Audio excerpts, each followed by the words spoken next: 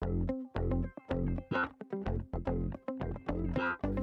yeah. Welcome to episode 10 of the Temple Bard podcast with me, Jim Wynn, and Philip Noon. Let's go. Well, Philip, the D are no more.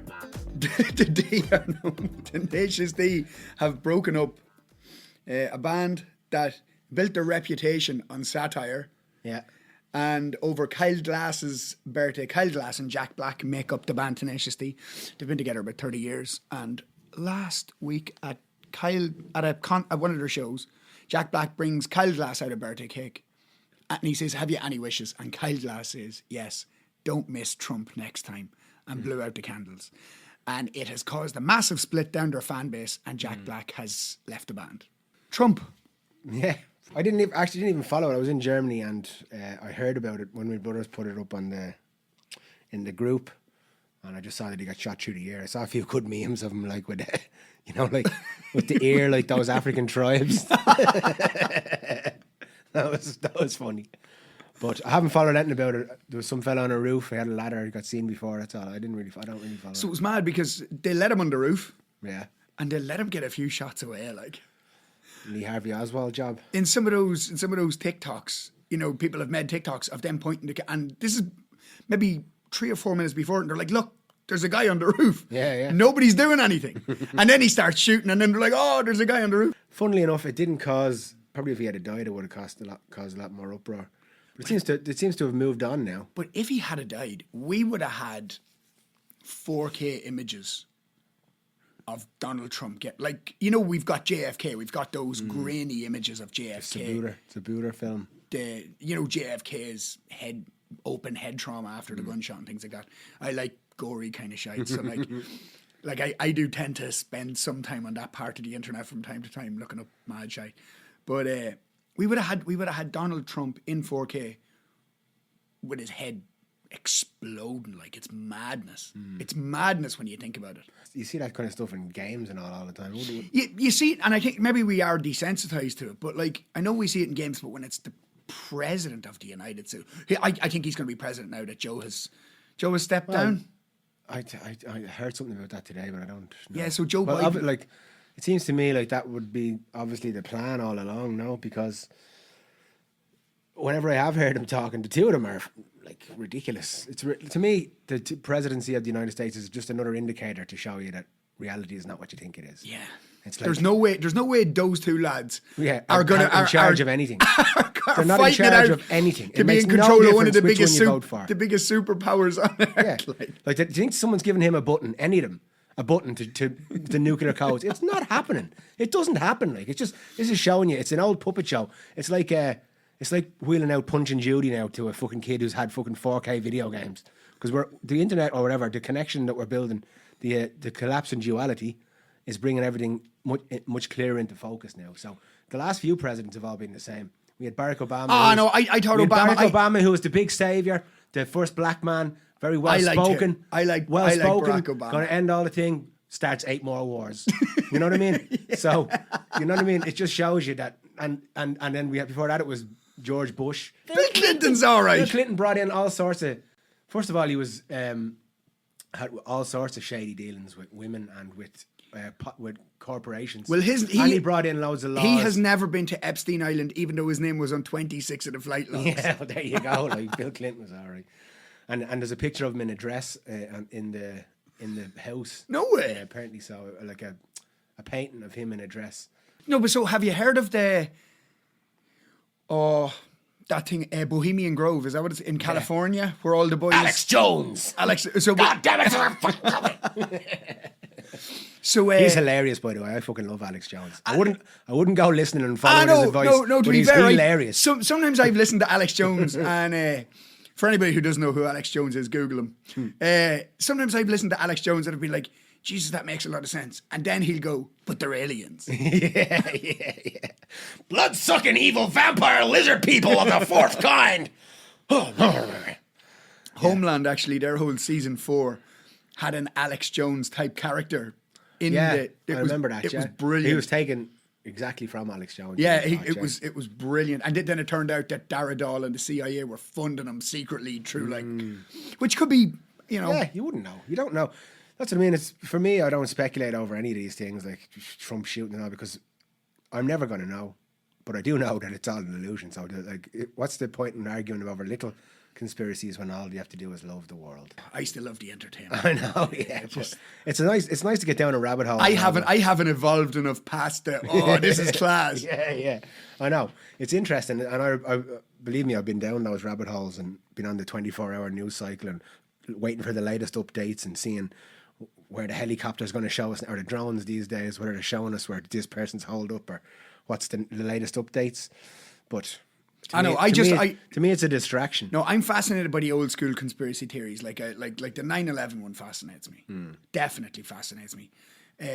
Me too. I've been down deep rabbit holes in that one. So Ian, the whole thing surrounding Building 7, like so much so that like I've rewatched that My Pet Goat video of George Bush in the school, in the elementary school, so many times just to watch his body language, and I keep watching it, going, right, is he? Yeah. And initially he doesn't panic. He looks like he's been told. I feel something. like if it was an inside job, he would be one that wouldn't know. That's very true. I would say most likely because, as I said, the president is a puppet. Presidents come for 8 years and they're gone. There's people who are in jobs there for 50 years in military contractors and intelligence agencies. These are the people with power. The real life versions of the lads who go, do you want the truth? You can't handle it's the people truth. the people in the military and also the people who... the real life Jack Nicholson. The people who have the big money who are putting it into these political parties. Like BlackRock and... Yeah, all these... Vanguard all and... these things, yeah. And the financial sector. Well, whoever has the most to contribute financially and gets themselves the most power has the most influence over these things. But I do believe that who the president is of America or who the Taoiseach is, or I feel like if any different, like if Sinn Féin got in Ireland, I think we'd soon find out that they wouldn't change fucking anything either. Yeah. I think it's just like Billy Connolly said, everyone who wants to be in power are the last people who should be. So soon the AI will be in charge of all this. It nearly is. My brother sent me a song last night. He was like, did you hear this song about Cavan? And it was a song about Cavan and there was a girl singing it. And I sent it back and I said, Michael, that's AI. Yeah. I said, someone, and he was like, but who's the girl singing? I was like, that's a robot. Yeah, that's... Just when you were talking about Billy Connolly there, and it kind of links to the 9/11 thing. Have you seen Trainspotting 2? Yes. Have you seen, do you know the second Choose Life, Veronica? Have you seen the second speech of it, the one he does in Trainspotting 2? I can't remember. And he, choose an iPhone that was made in a sweatshop by a child who threw themselves off a 12-story building. But he does that, but in the middle of it he goes, choose 9/11 didn't happen, and if it did, it was the Jews. Yeah. Poor Jews get an awful time, don't they? But yeah, that's the choose life so the first one. Remember in the very first choose life, choose a job, choose a career, choose a family, choose a big television, and they made the song out of it. Yeah. And in the second one, they do the choose life, and he goes he goes really really edgy with it. The Rubber Bandits had a song in that in Trainspotting 2. They had the song Your Dad's Best Friend. Have you seen that? I can't remember it. Oh man, check that out on YouTube if you get a chance. It's edgy, like out there. Blind Boy Boat Club's a genius. Yeah, it doesn't resonate with me. When I listen to him. He seems very, to me now, this is obviously only my opinion, seems very myopic, like he wouldn't listen to another opinion. He's got his own opinions and he just puts it out there. That's probably very true. He doesn't seem like he's kind of picked a side and he doesn't examine. He doesn't walk a mile in the people he is satirical about shoes. Maybe so. Way. Maybe he takes the bag off his face and he's the other side then. It's your man who shot Donald Trump. Or it's Joe Biden. Blind Boy Boat Club. Somewhere there's an anagram for Joe Biden in there. In Blind Boy Boat Club. But yeah. But the Rubber Bandits were fucking hilarious. Yeah. The Rubber Bandits were brilliant. Have you seen I don't even know, can we say these things now? You have a song called Spastic Hawk. Have you ever heard it? I think I have heard that one. Spastic Hawk. Fly away, Spastic Hawk.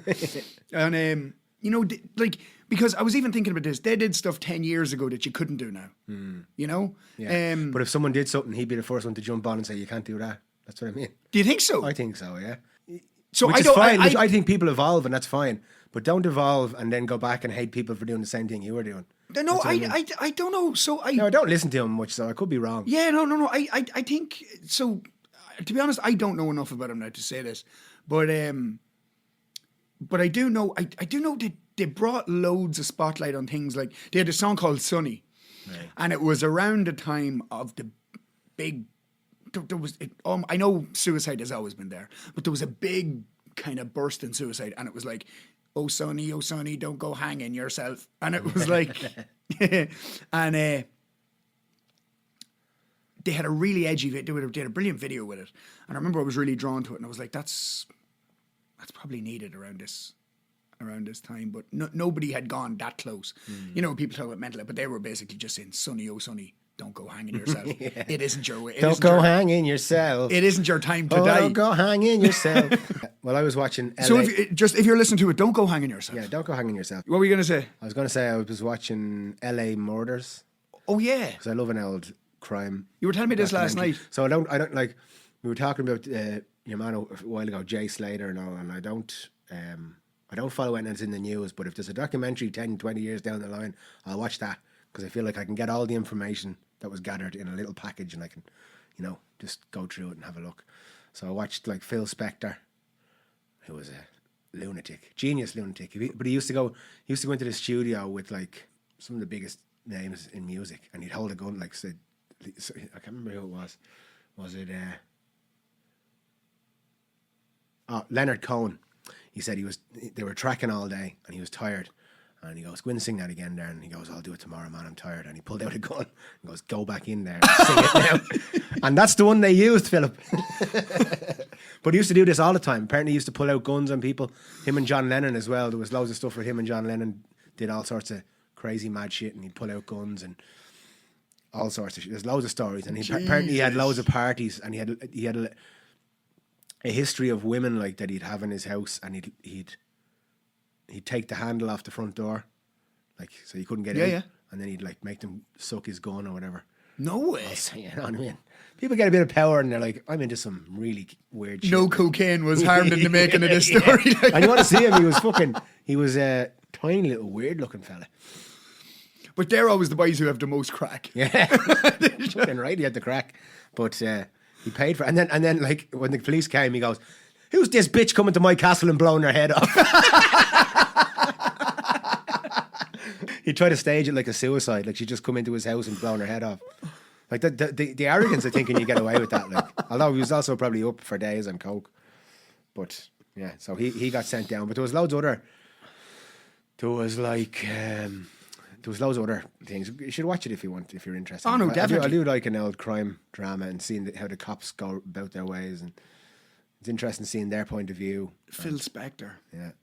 So they're not all famous people, but they're all kind of high-profile cases because it's in LA, and there's like have we had many of these in Ireland like that? High-profile cases. Yeah. Raynard Murray a while ago, a few years back. So Raynard Murray was in the late 90s. Wasn't too far from here. No, Glassstool. And the guy, now funnily enough, this is a bit linked, but Farah Swaley Noir, who the Scissor Sisters fella, chopped up. Yeah. Apparently he had a link to that. Okay. Now, I'm going to let you in a little secret. I don't know which one's Charlotte or Linda Mulhall, but the blondie one. I've always kind of had a wee thing for her. She was always like my guilty. I remember the first time I seen her in the news, and there was just something about her, and I was like, she's actually all right. I don't know what part of me was attracted to her, but they were reading out like they chopped up his body and travelled on two buses. Lose the head over some board. She was going to do it for. She wouldn't have a leg to stand on after you. I remember one of them being a bit more attractive than the other. Yeah. One of the Scissor Sisters is out now. I think there's only one of them still in. Oh, really? But yeah, Raynard Murray, which is a high-profile one that was around here. I know a few people who got questioned over it. Like I think they were pulling in everybody. Like, where were you? I heard you were in Dunleary that night. Like anyone who was in one of the nightclubs. No. Yeah, I heard about people getting questioned. Well, again, so it's no secret that was attributed to Larry as well. Was it? Yeah. Yeah, Larry Murphy. So Raynard Murray, like Deirdre Jacob, Annie McCarrick, who went missing in Enniskerry. Yeah. She got the bus to Enniskerry and was last seen outside Johnny Fox's with a man wearing a brown leather jacket. Classic Larry. Allegedly. Jojo Dullard. There's like 5 or 6 of these girls. But Raynard Murray was more. like with the rest of them, we went missing in the mountains, and she was left dead. In Oh, a lane. she was just murdered, wasn't Yeah, she? she was Is just that- murdered in a lane. Yeah, in a lane down in Glasstool, which is much more urban than any of the other ones are supposed to have gone missing. Her dad was the principal of one of the schools in Glasstool, I think, if I remember, and so it was a very sad case, and it was one of those unexplained ones. Another unexplained one was actually related to me, right? Trevor Deely. Did you ever hear about You're this related fella? to Trevor Deely. My ma's his cousin or something, or second cousin of his dad. Are you serious? Yeah. I never met him or anything like that. Right. Right. So he goes back to his job to get an umbrella. Mm-hmm. He's talking to someone in, was it AIB or Bank of Ireland? Something, yeah. Yeah. And obviously there's a fella outside that's waiting for it. Looks like he's waiting for him. Mm-hmm. And he went in and he was talking to some colleague in the place. And they were like, oh, and he was like, oh, I'm headed off. Because he was at a Christmas party, Yeah, I remember it. left the Christmas party, and then goes to work, and he's talking quite intently to your man at the gate. And then he comes back out and he says something to your man at the gate, and then he walks off, and then your man follows him. Yeah. Yeah. And they're still looking for your man. They're still, yeah, it's looking for him and Trevor Deely. Well, they're still, they're still It looking would for. seem a very hard place to get rid of someone if you were on your own, no? See, well, it's either that or if he fell into the dodder, why did they never get him? Yeah, it's true. It was rainy and windy, like maybe it was Like a storm. maybe, yeah, but I still think you would have found him. Like, so when I'm gigging now in town, I drive up that way because I come up Ballsbridge, just along the dodder there, and I go down by Mount Street, Right. and like it's all around that area, and like it's very open. You know, you'd be doing well to fall into the river there. Like you'd have to go across the grass, and like, so I don't know. Yeah, it's a strange one. I didn't know you were related to Trevor Daly. That's mad. Yeah. Very distantly. Yeah, like, yeah, but that's- I never met any of his family or anything, but they're a cousin of me ma's. Like Crime Line have done multiple reappeals over the years. Yeah, I know, yeah. I went down the rabbit hole of it maybe 7 or 8 years ago and watched the documentaries and the theories and all. But again, like, you don't really know. So boards.ie, they linked it to a big gangland family. Apparently that were running like drugs and brothels in the area, and apparently it was well known at the time that like some psychopath had done something. Yeah, I don't know enough about him and his lifestyle before to know if it was possible. What age would you have been? You wouldn't be. When did it happen? Do you remember? Was it like 2001 or 2000? It was yeah, it was back then. I would have been You would have been 20, would you? No. 18. 18. Yeah. I remember it well. And I remember missing for ages. And yeah, there was a appeal then recently. That must have been the 20-year thing, was it? That must have been the 20. Oh, it wasn't 2004. No, 2002, I think. 2000. 2000. Yeah, I mean, interesting stuff, but it was another one of those things, tough for the family and never knowing. There was a case like that, a couple of cases like that on the LA crime thing. Right. Some of them, they never found the body. Some of them, they found the body 30 years later. So that's got to be a hard thing for the families to deal with. Well, I suppose, funny enough, I can tell this story. I don't know if I've told it already. I think I told you it, about during the Madeleine McCann investigation when we were brought in. No? So I was singing in Praia de Rocha in 2007. Yeah. And Madeleine McCann went missing in Praia de Luge, just down the road. So all the expats, anybody everybody was brought in just to say where they were. Yeah. So there was a friend of mine, and he was sleeping with the wife of a very dangerous bar owner in the area from a different bar, right? Okay. He's a bit of like a gangster in the area, and he's involved in different things. So what happened was, they brought me in, and where were you on this evening? That was grand. I just told them. I was in a place called Babylon in Praia de Rocha. It was a nightclub, had a pool table, deadly. And they went, checked the CCTV. Anybody I said I was there with, they checked it. Everybody, we were, yeah, it was grand. And it was that simple. Yeah. It took 20 minutes, right? Yeah. My mate, they asked him where he was. He couldn't say he was with you one. So he said I was with Philip in Babylon. They checked the cameras. he wasn't there. He became a person of interest Oh, no in the way. Madeleine McCann investigation. Oh, fuck. So, like, it was like, we're laughing now, but it was quite That's serious a at bit the like time. yeah, that's a bit like my anti-diet. You think it's just an easy thing to say, but now you're after digging yourself a bigger hole. So he became a person of interest in the Madeleine McCann investigation. And what they had to do was then, they brought him in, he had to come clean and say who he was with, where he was with her. Yeah. They know, like, this is a small place. They know this bar owner. They know he's a lunatic. They know. Probably paying a few of them a few quid. So they brought her in to question her.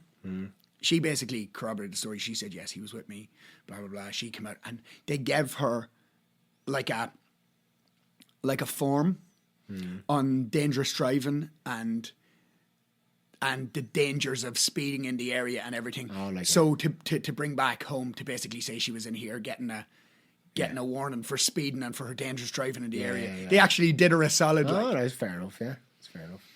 If you're listening now, bar owner, it's not you. Yeah, Not your wife. They did that to lots of bar owners' wives in the it's not you, Ricardo.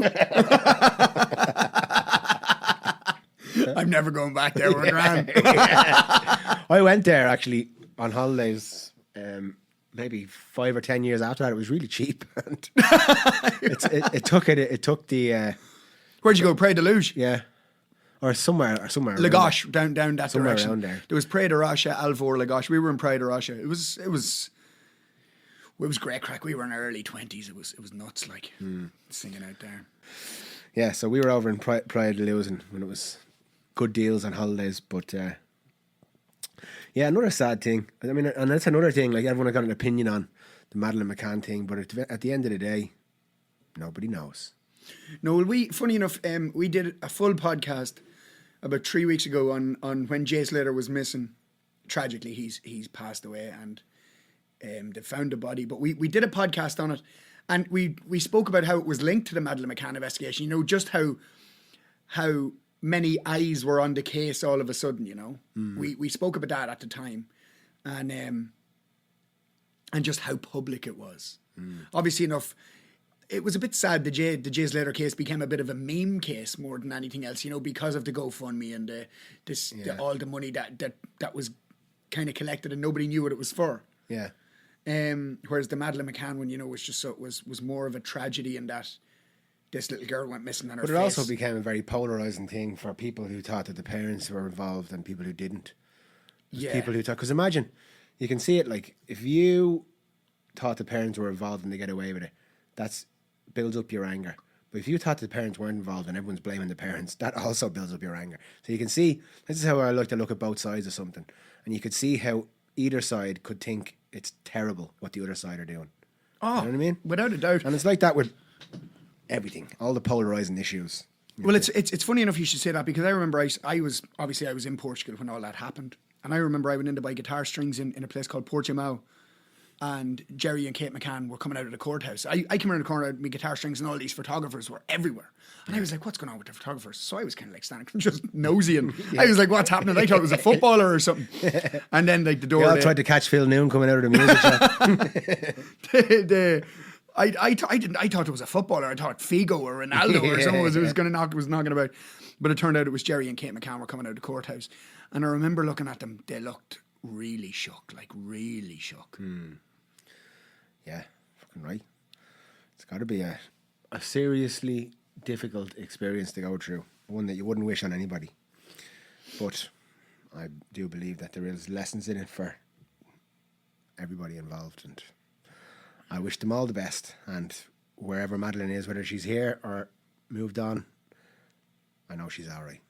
But speaking of guitar strings, I was at a wedding in Germany. in Frankfurt. You were playing a Gibson J45. J45. Nice. Rolled up to a wedding, right? They says to me, they said, will you play at the wedding? And I says, yeah, I'll do it as a wedding present, like. And what equipment you need? And I says, I'm not bringing me guitar, so if you just get me a semi-acoustic guitar and a little PA, like one of these little PA systems, you know, like it's a little box with the With a tower. with the tower, yeah. And I was like, Compact PA. compact PA. There was a fancy one as well. Like I was expecting like just a shitty guitar and a shitty little PA. I roll up to the thing, open the case. There's a fucking Gibson J45. probably worth more than every guitar I've ever owned combined. And I was like, what the fuck? I says, this is nearly worth just taking home with me and never coming back to Germany. But to man. say that, there was no tuner with it. And so I couldn't tune it when I was playing. I had to go down. So one of the guests, who's a friend of mine, he wanted to do a song first. So I played along and he sang. And the guitar had new strings on it, obviously, and it went out of tune. Then when I put it back into the case, Gibsons are notorious for going out of tune anyway. yeah, and so it's like throughout the whole first, I did like half an hour, 40 minutes. It was completely out of tune, and I was trying to like ear it into tune in between songs, and it was just getting worse and worse. And the thing is, as you have a few pints, you're like, that sounds I'd spot had on. way more than a few pints, and it sounded awful. So it must have been really bad. I remember that. Like, so I remember when we were over singing away, the two of us. Like, sometimes that had happened to me, and you know, for the last 5 or 6 songs, I'd be like, "Oh no, the guitar's spot on." Like, you'd have that many pints, and you'd be like, "The guitar's spot on," and you'd wake up the next day and just play a chord and go, "Holy!" I played for a half an hour on this. Yeah. But then the second half was much better. I brought it round the back and tuned it in, gave the strings a stretch, and then it was good crack. But yeah, And you were testing the Guinness. I was testing the Guinness. Now we put up the video Yes. of me testing the Guinness, and someone actually commented on it and said something about it was only a decent pint because I was drunk, and I couldn't agree more because He was a counsellor. was he? Yeah, that's a counsellor somewhere in. So for anybody listening on the Temple Bard podcast, we are the Temple Bard podcast on Instagram, TikTok, YouTube, and Facebook. So follow us on all them things. But he's called Councillor Kevin something. He's a politician. Oh, is he? Yeah. I clicked on his page. I was like, who's your man? Yeah. Well, he did point out something that I didn't think about when I made the video, and it was fair play to me for making the video because I was fucking dying. It's a great video if you haven't seen it. Click on, have a look. But what I didn't take into account was that day I'd had sparkling wine, Aperol Spritz, Hugo, white wine, red wine, beer, gin and tonic, whiskey. Are you 14 years of age? People kept like, these are all Were drinks. you going around tables like lifting drinks? No, because when we got there, after the first wedding, outside the thing, they had like a reception where they had Aperol Spritz and. I love an old Aperol Spritz. I don't really like them, to be honest. Do you not? No. I loved them. There was actually a big debate this week on the Two Johnnies podcast about them, where they were saying they're just for Instagram. They're fucking lovely. I don't like them. I loved them. I had, when we were in Italy, we were in Venice, and I was milling them. I thought they were class. Did you ever have a Hugo? It's very similar to Aperol Spritz, but instead of the Aperol, you put in like elderflower and I think it's sparkling water. Right. And mint. Now, I fucking love them. They're nice. And I haven't had much check on Hugo. I prefer that to an Aperol Spritz myself. But what they had is these little bottles outside. So we drank one of the Aperol, one of the Hugos. Then while we were waiting to go to the next place, I had a beer. And in Frankfurt, the big thing is apple wine. Oh, yeah. So I had one of them as well. What's it like? I absolutely can't stand it. I'd never have another one. And then I say that, but then we went to So is it apple wine? I don't know what. Is it like a mixture of cider and wine? It tastes like gone off Sidona to me. Okay. That's what it tastes like to me. Now, it's obviously a acquired taste. People love it over there, like really, really love it. And like I didn't like Guinness until I was 30 odd, so you know. So maybe in 10 years you'll maybe I'll be an apple wine fiend. Well, all the things I don't know if I said it in the podcast before. The amount of things that I didn't like when I was younger that I love now. So maybe apple wine's one for the future. Apple wine's on your palate somewhere, just waiting to. But then, like 2 days after that, they had like a day 2 barbecue. Okay. And we rocked up, and your man's from Frankfurt, and he said that his friend made this homemade apple wine, and I was like, oh well. I didn't like the one in the pub, but surely I like this. In jail. And it was odd. It tasted like the same as the one in the pub, except it tasted like had like drops of ammonia or something in it. Jesus. It had something not going right in it whatsoever. So I'm off the apple vine. We're going for a few pints today. We are going for a few pints tonight, most definitely. So we might do a video about how the Guinness is and a few of the establishments. Yeah, a few establishments. A few establishments. We might go from establishment to establishment. Don't say that we don't do our legwork here in the Temple Are we going Bar into town? podcast. We can, yeah. If we go into town, I think Bose, we have to try Bose. Right. Bose is right there beside Trinity. Bose is at tops pint of Guinness. Well, you get the Lewis into there, wouldn't you? That's Yeah. close. Oh, geez, yeah. Yeah, that'd be the way to go. But Germany was good crack. But that day, yeah, it was the first day that me and the missus were out together in 3 years No way. without the baby, obviously. The first time, yeah. Because it was always either one of us would be out or not the other one. And her ma took the baby. So we went, and this is how we used to be when we first met.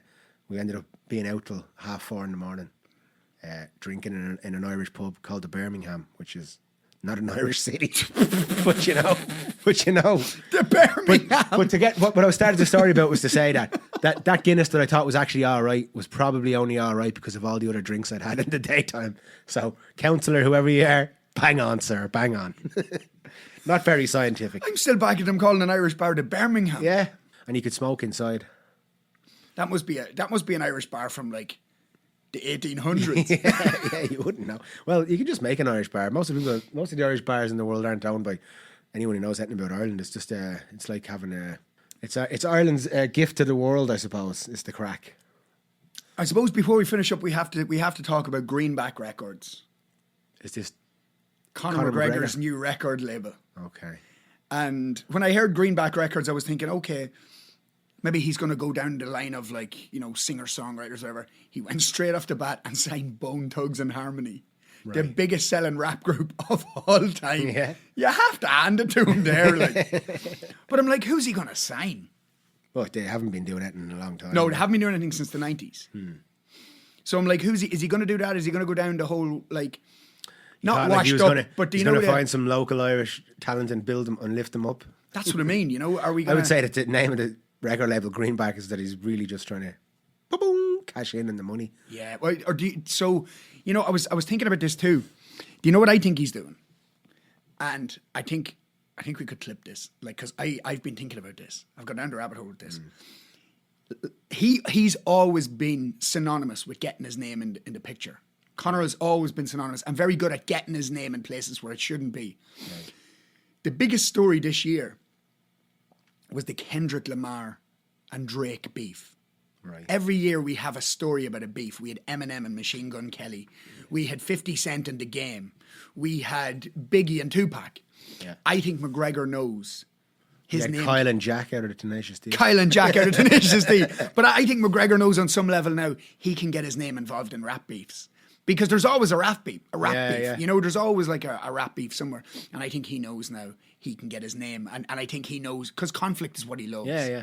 And I think this is a way of getting his name into conversations that he wouldn't normally be in. You know, because, you know, it's Conor McGregor this. But when you're talking about music, you're never talking about Conor McGregor. But now you are, which is very intelligent. Yeah. Intelligent if you're trying to build power for yourself as being involved in everything. Now, if McGregor wants to sign us to Greenback Records, we're all right. Yeah, Conor, you just... Give us a shout. You send over the contracts. I'm working on a few songs here myself, Conor, and I will suck any dick you need me to do. I've just written a song, Conor. It's called Greenback Records are the best record label in the world. And it's proper 12 minutes long. And it's real. It's not forged. I saw a tweet from, I don't know, what's his name? He's the other Sean O'Malley. Yeah. Oh, he went to town, didn't he? To me, now that's when I thought that's just building up for a super fight in the future, like trying to get the. Well, you see, I would have said that because the two boys are quite tight, which is That's mad. what I mean. That's what I mean. Like it's like the president being the president and being in charge of things, and these fighters hating each other. I'd say a lot of the time it's just they know that conflict is what sells. Oh, fights. without a doubt. And what sells people. Like if you look at any, like we've talked about it before here, anyone who advises on social media marketing and stuff, they say if you want to have good content that you should have some conflict in it, something that'll make people go to the comments. Oh, without. And comment or look at the comments.